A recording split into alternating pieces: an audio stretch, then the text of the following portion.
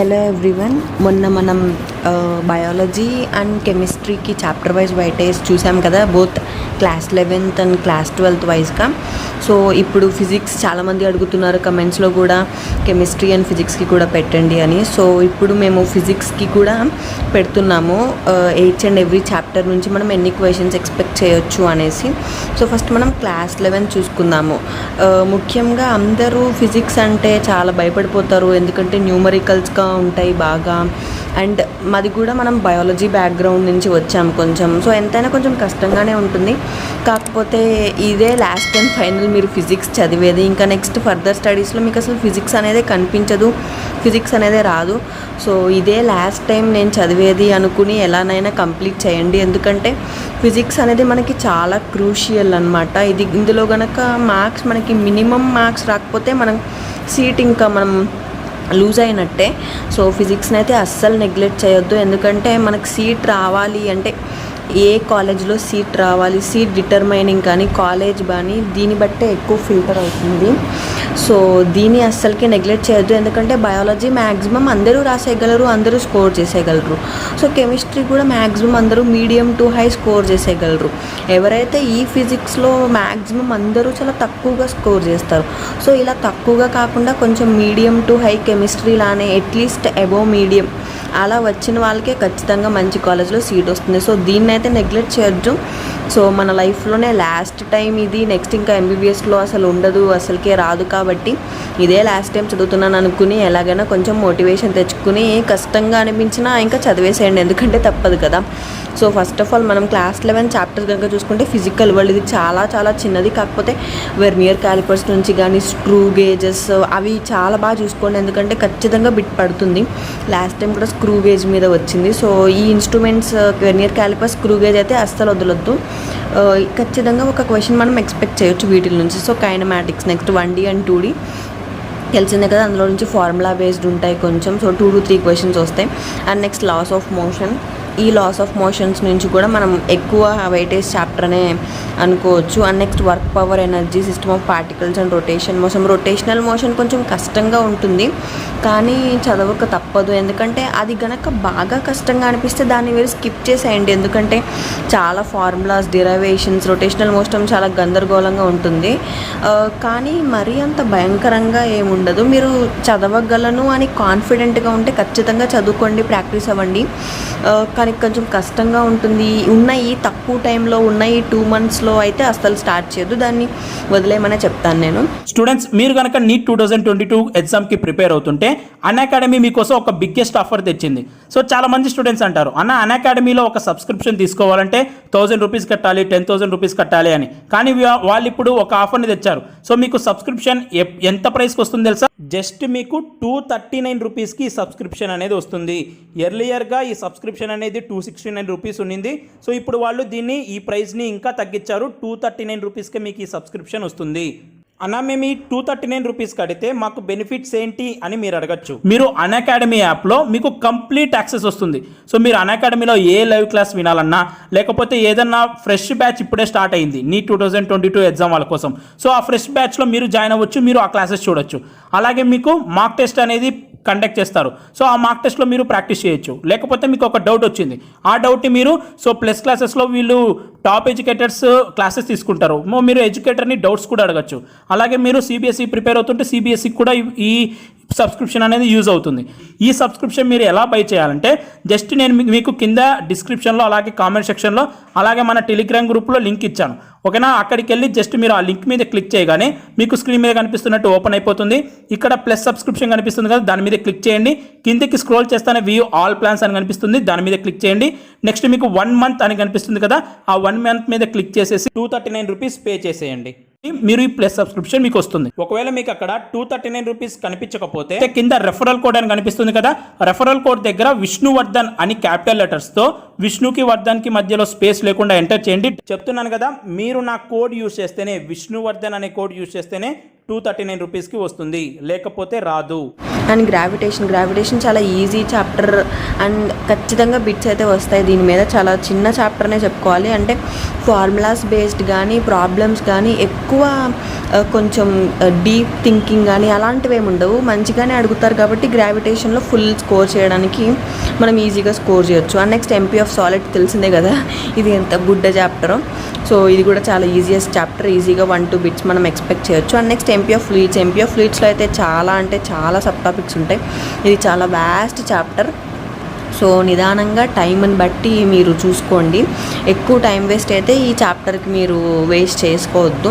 And next thermodynamic కెమిస్ట్రీలోనే చెప్పాను కదా, కెమిస్ట్రీలోది ఫిజిక్స్లో వస్తుంది, ఫిజిక్స్లో కెమిస్ట్రీలో వస్తుంది. సో దేనినన్నా సరే గట్టిగా చదువుకోండి. అక్కడ హై వెయిట్, కెమిస్ట్రీలో కూడా థర్మోడైనమిక్స్కి హై వెయిటేజ్ ఉంది, ఫిజిక్స్లో కూడా థర్మోడైనమిక్స్కి హై వెయిటేజ్ ఉంది. సో కాబట్టి ఎక్కడ వదలొద్దు దీన్ని. ఖచ్చితంగా థర్మోడైనమిక్స్ ఫుల్గా ప్రిపేర్ అవ్వండి. మీకు బోత్ కెమిస్ట్రీ అండ్ ఫిజిక్స్ రెండింటిలోనూ ఉపయోగపడుతుంది. So KTG, kinetic theory of gases, ఇది కూడా చాలా ఈజియెస్ట్ చాప్టర్. గ్యాస్లోస్ అవన్నీ బాగుంటాయి చక్కగా. కొంచెం స్టేట్స్ ఆఫ్ మ్యాటర్కి కూడా రిలేటెడ్గా ఉంటుంది. And next oscillations and waves రెండు ఇంటర్లింక్డ్ అనమాట. అంటే ఆసిలేషన్స్ వస్తే కనుక వేవ్స్ ఈజీగా వస్తాయి. ఆసిలేషన్స్ నేర్చుకోకుండా వేవ్స్ చదువుదాం అనుకుంటే ఇంకా అది కష్టం అవుతుంది చాలా. మీరు ఫస్ట్ బేసిక్ ఆసిలేషన్స్ తెలిస్తే కానీ మీరు నెక్స్ట్ వేవ్స్కి కొంచెం గ్రిప్ వస్తుంది. అంతేగాని డైరెక్ట్గా ఆసిలేషన్స్ వదిలేసి వేవ్స్కి మాత్రం వెళ్ళే ప్రయత్నం అస్సలు చేయొద్దు.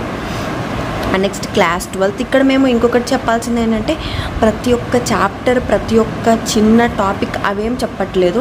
మామూలుగా బేసిక్గా మనకి చాప్టర్స్ ఎలా వస్తాయో అవి మాత్రమే చెప్తున్నాను. ఎందుకంటే ఫిజిక్స్లో టాపిక్ వైజ్ వెళ్తే మాత్రం తెలిసిందే కదా, అదొక సముద్రం లాగా ఉంటుంది. Each and every topic explain చేయాలంటే ఈ వీడియో ఒక గంట పైన పట్టేస్తుంది, అన్ని టాపిక్స్ ఉంటాయి. సో అందుకే మేము కేటగరైజ్ చేసి పైన ఉన్నవన్నీ మ్యాక్సిమం అన్నీ వచ్చేలాగా చూసుకున్నాము. అండ్ నెక్స్ట్ క్లాస్ 12కి వద్దాము. సో క్లాస్ 12కి వస్తే ఫస్ట్ ఎలక్ట్రోస్టాటిక్స్. సో క్లాస్ 12లో కొంచెం ఇలాంటివి ఎక్కువే ఉంటాయి. అంటే లైక్ కరెంట్ ఎలక్ట్రిసిటీ, ఎలక్ట్రోస్టాటిక్స్ ఇవన్నీ. ఎందుకంటే ఇవి చాలా పెద్ద పెద్ద చాప్టర్స్, కానీ నేర్చుకుంటే మాత్రం ఖచ్చితంగా ఒకదానికొకటి ఇంటర్ రిలేటెడ్వి ఉంటాయి అన్నమాట. సో ఇప్పుడు మ్యాగ్నెటిజంలో 2 చాప్టర్స్ ఉంటాయి, మ్యాగ్నెటిక్ ఫీల్డ్స్ ఒకటి, మ్యాగ్నెటిజం అండ్ మ్యాటర్ ఒకటి. సో అలా రిలేటెడ్వి ఉంటాయి. ఏదన్నా ఒక chapter, basic chapter, important chapter miss అయితే దానికి రిలేటెడ్ చాప్టర్స్ ఏమీ రావు. సో కాబట్టి నేర్చుకుంటే అన్నీ నేర్చుకోవాలి, అంతేగాని సగం సగం నేర్చుకుంటే మాత్రం మీరు కన్ఫ్యూజ్ అయిపోతారు. ఎందుకంటే కొన్ని లింక్డ్ చాప్టర్స్ ఉంటాయి. And next EM waves, alternating currents కూడా చాలా ఎక్కువ వెయిటేజ్ ఉన్న చాప్టర్. తక్కువగా ఉంటుంది, కానీ వెయిటేజ్ మాత్రం దీనికి చాలా ఎక్కువ ఉంటుంది ఆల్టర్నేటింగ్ కరెంట్స్కి. బిట్స్ కూడా మరీ కష్టంగా కూడా ఏం రావు. సో ఆల్టర్నేటింగ్ కరెంట్స్ ఒకటి కంప్లీట్ చేసుకోండి. ఇంకొకటి wave optics and ray optics. So ఈ రెండు చాలా ఇంపార్టెంట్. కొంచెం oscillations, wave optics, ray optics ఇవన్నీ బాగా చూసుకోండి. రే ఆప్టిక్స్లో ఆ మిర్రర్ ఇమేజెస్ అవన్నీ కూడా చాలా ఇంపార్టెంట్. నాకు తెలిసి ఈ రే ఆప్టిక్స్లో మిర్రర్ ఇమేజెస్ అవన్నీ మీరు 10th క్లాస్లో కూడా నేర్చుకుని ఉంటారు. కాకపోతే ఇక్కడ కొంచెం ఇన్డెప్త్గా నేర్చుకుంటారు. సో అంతే తప్ప పెద్ద తేడా అయితే ఏముండదు. So wave optics, ray optics కూడా మంచిగా నేర్చుకోండి. ఈజీగానే ఉంటాయి మ్యాక్సిమం నేను చెప్పడం అయితే. ఎందుకంటే మీరు ఖచ్చితంగా ఇది ఫస్ట్లోనే నేర్చుకుని ఉంటే ఇవన్నీ నిజంగానే ఈజీగానే ఉంటాయి. కొన్ని chapters like magnetism and matter అలాంటివి, ఎలక్ట్రోస్టాటిక్స్ కొంచెం అలాంటివి తప్ప ఇప్పుడు ఈ 2 monthsలో నేర్చుకుందాం ఇవన్నీ అనుకుంటే మాత్రం మీరు అస్సలు ఖచ్చితంగా కంప్లీట్ చేసుకోలేరు. అసలు హ్యూమన్లీ ఇంపాసిబుల్. ఎందుకంటే మీరు ఈ టైంలో బయాలజీ ఎక్కువ రివైజ్ చేయాల్సి ఉంటుంది. ఎందుకంటే మ్యాక్సిమం స్కోర్ రావాలి. అండ్ నెక్స్ట్ కెమిస్ట్రీ కూడా రివిజన్ చేయాల్సి ఉంటుంది. ఎందుకంటే 180కి అట్లీస్ట్ 150, 160 కన్నా ట్రై చేయాలి. అప్పుడు ఫిజిక్స్కి ఒక 100 అలా టార్గెట్ పెట్టుకుంటే మీరు మంచి కాలేజ్లో సీట్ వచ్చే అవకాశం ఉంటుంది కాబట్టి. సో దాని నెక్స్ట్ వచ్చేసి dual nature of matter, atoms, nuclei ఇవన్నీ చాలా ఈజియెస్ట్ చాప్టర్. సెమీకండక్టర్ డివైజెస్ కూడా అంతే. సో ఈ 4 చాప్టర్స్ని అయితే అస్సలు వదలొద్దు. నియర్లీ చాలా అంటే ఎలా అంటే చిన్న చాప్టర్స్, కానీ ఎక్కువ మనం స్కోర్ చేసుకోగలం. సో అందుకే ఇవి అస్సలు వదలొద్దు. నియర్లీ 10 questions ఈ 4 చాప్టర్స్ మీద నుంచి పడిపోతాయి. డ్యూయల్ నేచర్ అండ్ మ్యాటర్లో కొన్ని గ్రాఫ్స్ ఉంటాయి, ఆ గ్రాఫ్స్ అస్సలు వదలొద్దు.